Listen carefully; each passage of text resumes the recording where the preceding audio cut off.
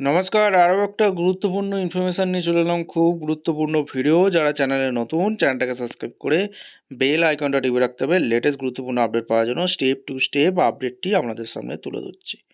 চুক্তিভিত্তিক কর্মীদের নিয়ে একটা খবর দেবো। পশ্চিমবঙ্গে চুক্তিভিত্তিক কর্মীরা বেতন বৃদ্ধির দাবি জানাচ্ছে। বেতন বৃদ্ধি আদৌ আর কি হতে চলেছে, সত্যি কি আর হবে, আসল সত্যিটা আপনাদের সামনে তুলে ধরবো। খুব গুরুত্বপূর্ণ ভিডিও। যারা চ্যানেলে নতুন, চ্যানেলটাকে সাবস্ক্রাইব করে বেল আইকনটা টিপে রাখতে হবে লেটেস্ট গুরুত্বপূর্ণ আপডেট পাওয়ার জন্য। স্টেপ টু স্টেপ আপডেটটি আপনাদের সামনে তুলে ধরছি। আজকে কথা বলবো পার্শ্ব শিক্ষকদের নিয়ে। পার্শ্ব শিক্ষকদের নিয়ে দীর্ঘদিন আন্দোলন কিন্তু বন্ধুরা চলছে, ঠিক আছে।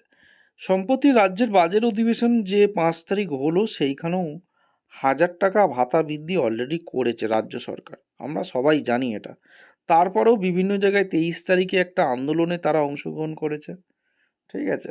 কলকাতার রাজপথে তীব্র আন্দোলন তারা করছে যে ন্যূনতম ভাতা বৃদ্ধি, সমকাজে সমবেতন, এই দাবিটা তারা করছে। এই দাবিটা কিন্তু ন্যায্য দাবি।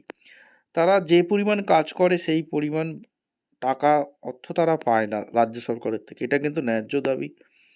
রাজ্য সরকার দেখা যাক পরবর্তীকালে কী পদক্ষেপ নেয়। অলরেডি যেহেতু 1000 টাকা ভাতা বৃদ্ধি করে দিয়েছে অন্তর্বর্তী বাজেটে, সেক্ষেত্রে বলা যায় যতই আন্দোলন হোক না কেন, রাজ্য সরকার আর ভোটের আগে কোনো রকমভাবেই পার্শ্ব শিক্ষকদের ভাতা বাড়াবে না, এই প্রকার নিশ্চিত। এটা সবাই বলছে, ঠিক আছে।